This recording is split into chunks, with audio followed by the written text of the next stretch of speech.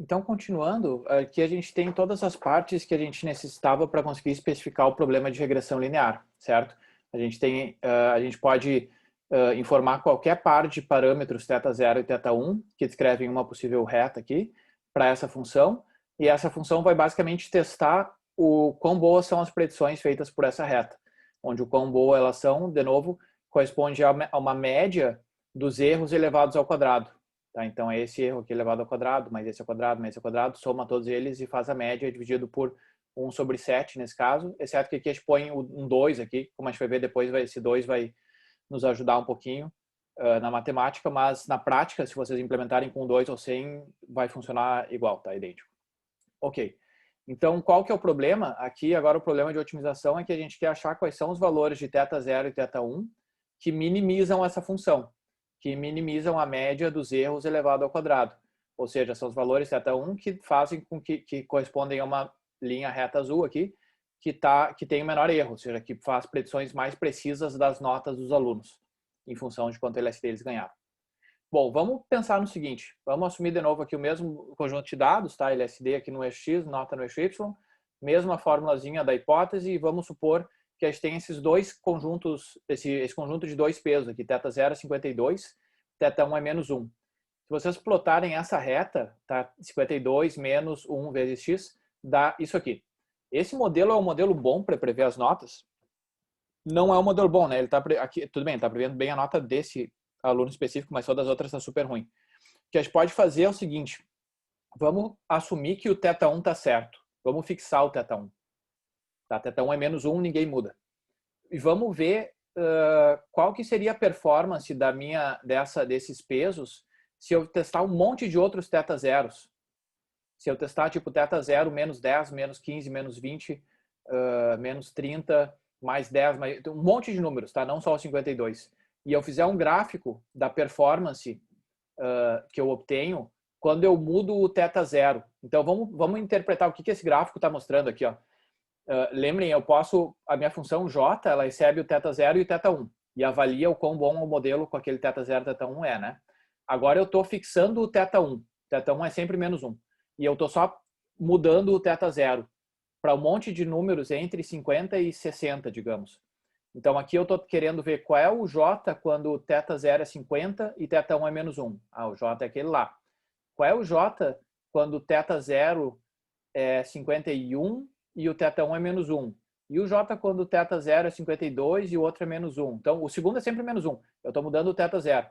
Se eu plotar a performance do J, aqui quando eu fixo o θ1, ou seja, como que o J muda dependendo de qual valor eu escolho para o θ0, dá um gráfico assim. Não é uma coincidência que seja uma parábola, tá? A gente não vai entrar em detalhes nesse curso, mas é uma parábola basicamente porque essa fórmula aqui tem um troço ao quadrado, que no final das contas fica tipo uma equação de segundo grau e aí vira uma parábola, tá? Mas é só para vocês pensarem, tá, mas será que em algum caso poderia não ser uma parábola? É sempre uma parábola. Beleza. Mas voltando para o ponto principal. Se eu tivesse acesso a essa curva aqui, o que vocês fazem com o θ0 atual? θ0 atual é 52, né? Esse 52 é o melhor valor de θ0? Eu poderia tentar mudar o θ2 para 50. Isso ia fazer sentido? Não, se eu mudar o θ2 para 50, o erro ia subir mais ainda. Ó. O erro atual, eu não sei quanto é que é o erro atual, daria para ver aqui, é 248, digamos. Se eu diminuir isso aqui de 52 para 50, o erro vai subir mais, vai passar tipo 270, não é o que eu quero. Se eu aumentar o θ0 para mais para a direita, o erro está diminuindo. Talvez eu devesse setar o θ0 para esse número bem aqui embaixo. Ó. Faz todo sentido. Idealmente, eu gostaria de atualizar o meu θ0 de 52 um pouco mais para a direita, mais para ser positivo, porque olhando essa curva eu consigo ver que conforme eu faço ele ser mais positivo, o meu erro vai diminuindo, né? Assumindo que o θ0 está fixo em 1. Então, como que eu preciso atualizar o θ0 para diminuir o meu erro?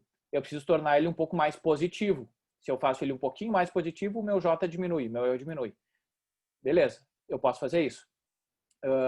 Como que eu vou saber, na verdade, isso aqui?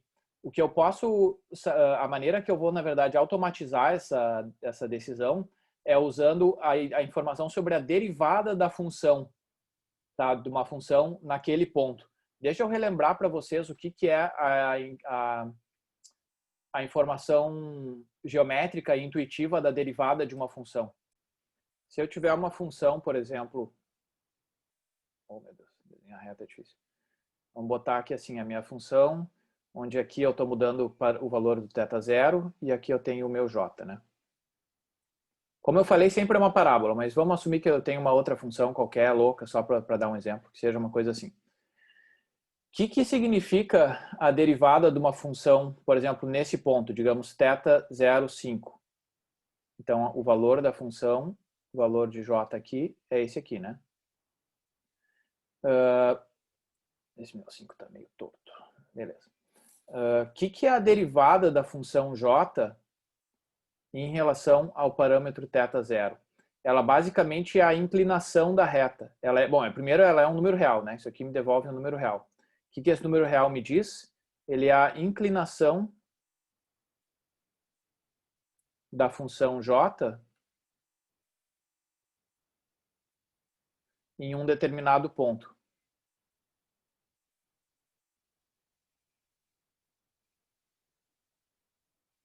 Um determinado ponto. Tá? Desculpem o garrancho aqui, mas é difícil escrever com essa ponteira.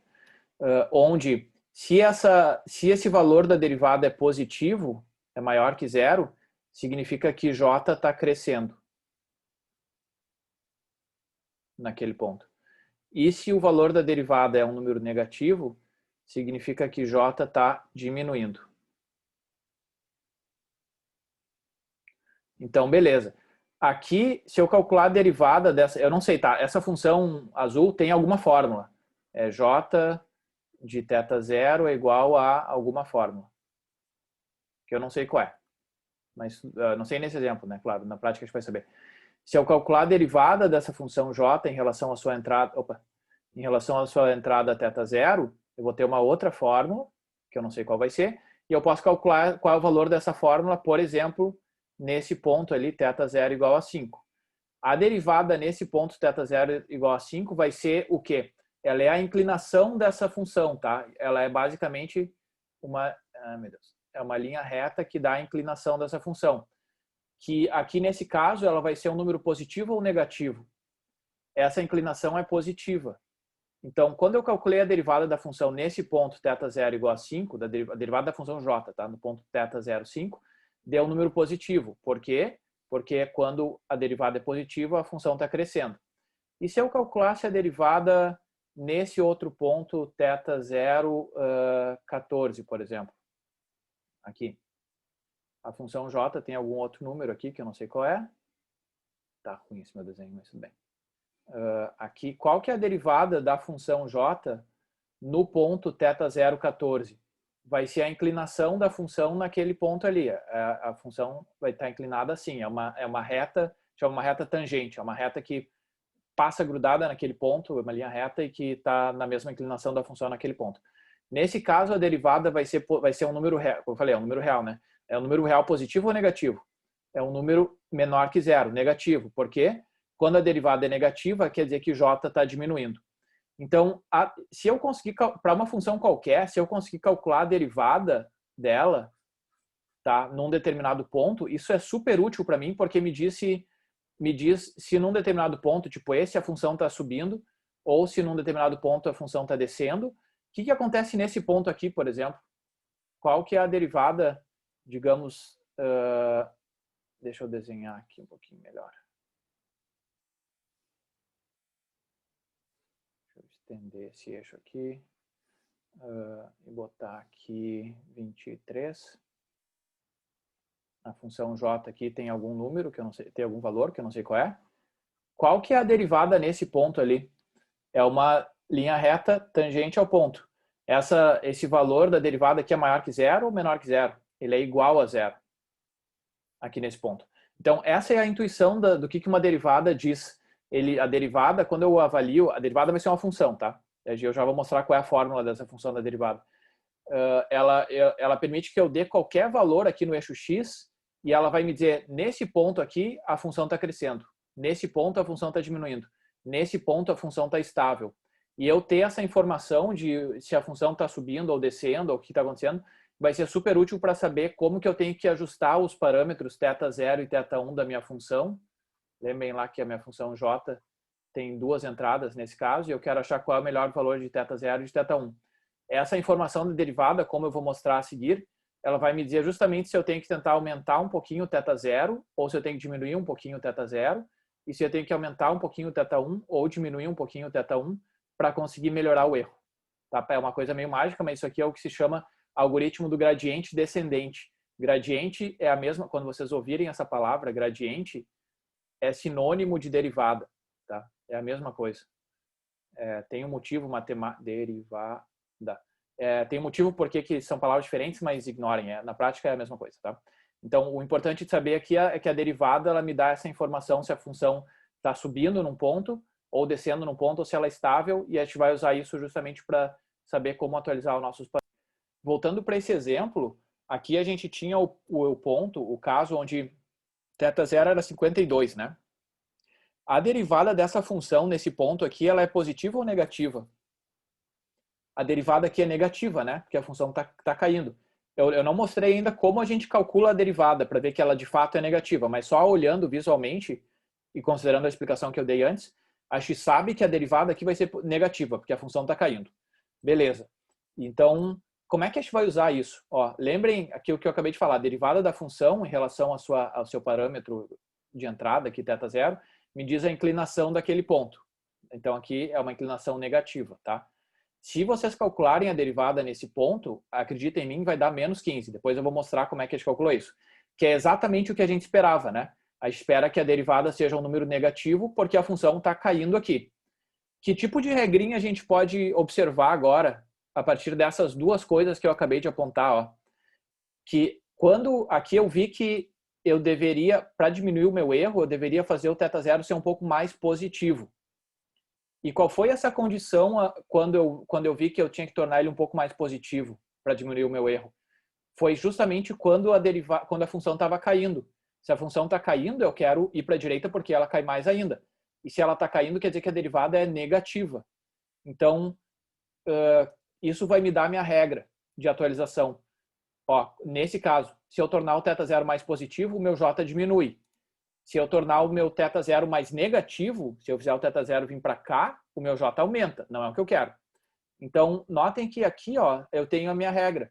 Como a derivada é negativa, nesse caso, eu vou mostrar de onde veio esse menos 15, tá? Mas ela é negativa porque a função está caindo. Quando a função está caindo, eu tenho que mover o meu θ0 para a direita. Ou seja, quando a minha derivada é negativa, eu tenho que mover o θ0 para a direita, que significa tornar ele mais positivo. Beleza? Então, essa aqui é a primeira regra que eu pude mostrar olhando um exemplo específico aqui. Quando a derivada no meu ponto atual, aqui eu pego o meu θ atual, né, que é, digamos, 53, sei lá que número é esse aqui. Calculei a derivada da função nesse ponto. Deu negativo, quer dizer que eu tenho que aumentar o meu θ0 de 53 para, sei lá, 53,5. Essa é a primeira regra. Tá? Então, é como se eu estivesse movendo o θ0 na direção contrária do sinal da derivada. Essa vai ser justamente a regra. Se a derivada é negativa, eu torno o θ0 mais positivo. Será que o contrário também funciona? Vamos pensar o seguinte agora. Eu vou fixar o θ0 em 52. Assumir que o θ0 está certo, não vou mexer nele. E eu quero ver o que acontece se eu ficar tentando diferentes valores de θ1. Atualmente o θ1 é menos 1, mas e se for outra coisa? Vamos fazer esse gráfico. Eu fixo o θ0 em 52 e vou testar θ0 52, θ1 menos 3, daquele J lá. θ0 52, θ1 menos 2,7, dá esse J aqui. θ0 52, θ1 menos 2,5, dá esse J. Então aqui eu tenho uma função onde eu estou testando vários valores de θ1, entre menos 3 e 0, e mostrando qual a performance que eu obtenho, tá? Se eu mantiver o θ0 fixo.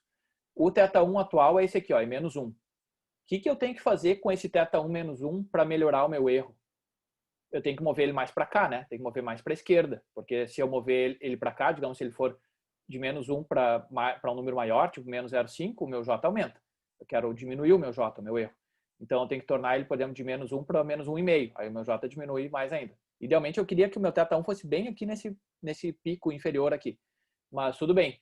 Vamos pensar em relação às derivadas. Como que a gente pode usar a derivada para automaticamente identificar que aqui a função está caindo, aliás, que eu tenho que vir para a esquerda.